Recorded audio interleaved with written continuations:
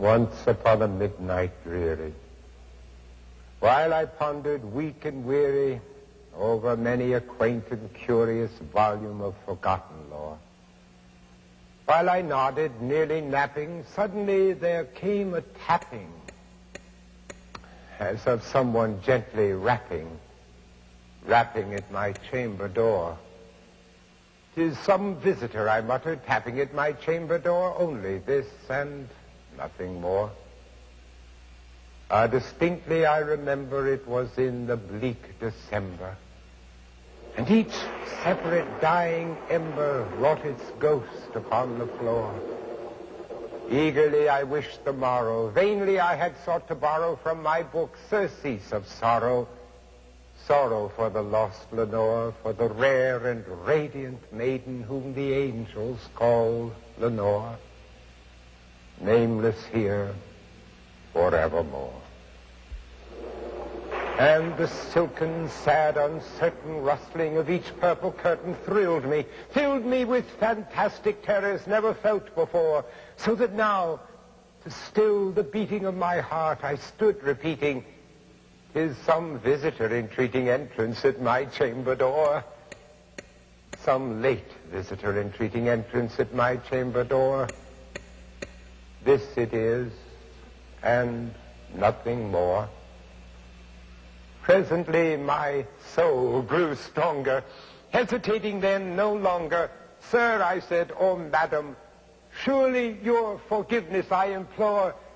But the fact is I was napping, and so gently you came rapping, and so faintly you came tapping at my chamber door, that I scarce was sure I heard you.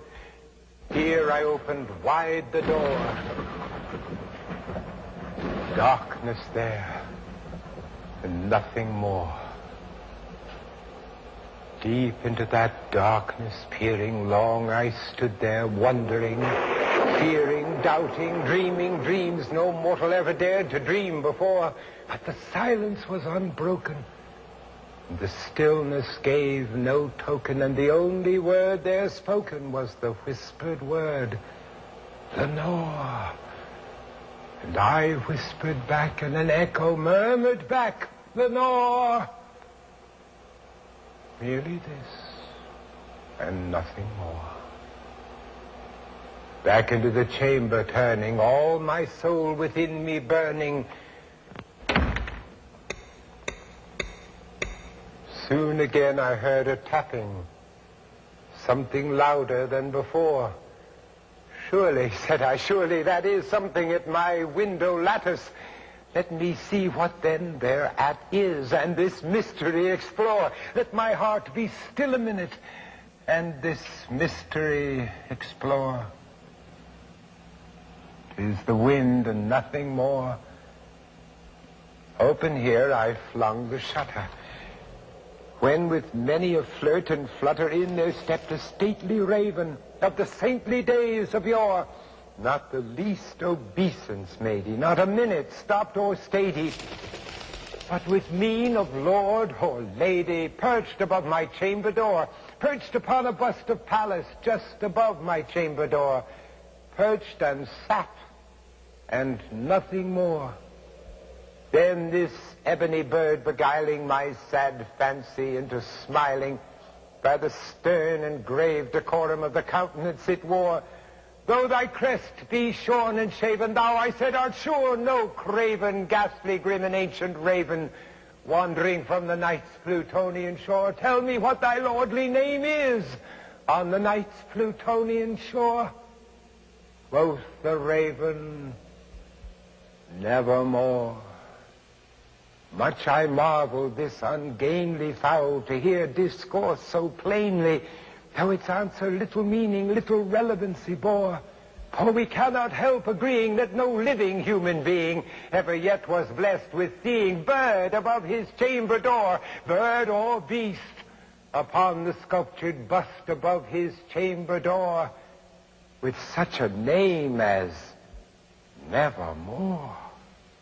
But the raven, sitting lonely on his placid bust, spoke only that one word, as if his soul in that one word he did outpour. Nothing farther than he uttered, not a feather than he fluttered, till I scarcely more than muttered, other friends have flown before. On the morrow he will leave me as my hopes have flown before. Quoth the raven, nevermore. Startled by the stillness broken by reply so aptly spoken, doubtless, said I, what it utters is its only stock and store, caught from some unhappy master, whom unmerciful disaster followed fast and followed faster, till his songs one burden bore, till the dirges of his hopes that melancholy burden bore of never, nevermore. But the raven, still beguiling all my sad soul into smiling, straight I wheeled a cushioned seat in front of bird and bust and door. Then upon the velvet sinking, I betook myself to linking fancy unto fancy, thinking what this ominous bird of yore, what this grim, ungainly, ghastly, gaunt, and ominous bird of yore meant in croaking, nevermore. Thus I sat engaged in guessing, but no syllable expressing to the fowl, whose fiery eyes now burned into my bosom's core. This and more I sat divining, with my head at ease, reclining on the cushion's velvet lining that the lamplight gloated o'er, but whose velvet violet lining with the lamplight gloating o'er she shall press, nevermore. Then methought the air grew denser, perfumed from an unseen censer, swung by seraphim whose footfalls tinkled on the tufted floor. Wretch, I cried, thy God hath lent thee, by these angels he hath sent thee respite and nepenthe from the memories of Lenore. Quaff, oh quaff this kind nepenthe, and forget this lost Lenore. Quoth the raven, nevermore. Prophet, said I, thing of evil, prophet still, if bird or devil, whether tempter sent or whether tempest tossed thee here ashore, desolate yet all undaunted, on this desert land enchanted, on this home by horror haunted, tell me, I implore, is there balm in Gilead? Tell me, I implore. Quoth the raven, nevermore. Prophet, said I, thing of evil, prophet still, if bird or devil, by that heaven that bends above us, by that God we both adore, tell this soul with sorrow laden, if within the distant Aden it shall clasp a sainted maiden, whom the angels name Lenore. Clasp a rare and radiant maiden, whom the angels name Lenore. Quoth the raven, nevermore.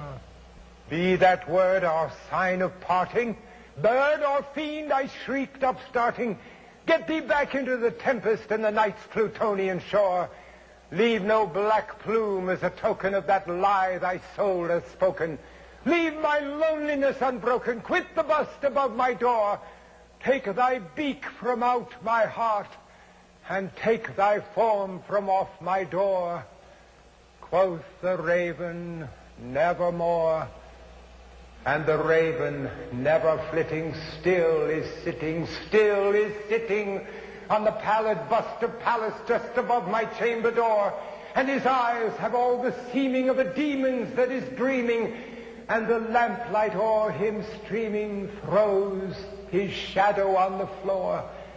And my soul from out that shadow that lies floating on the floor shall be lifted nevermore.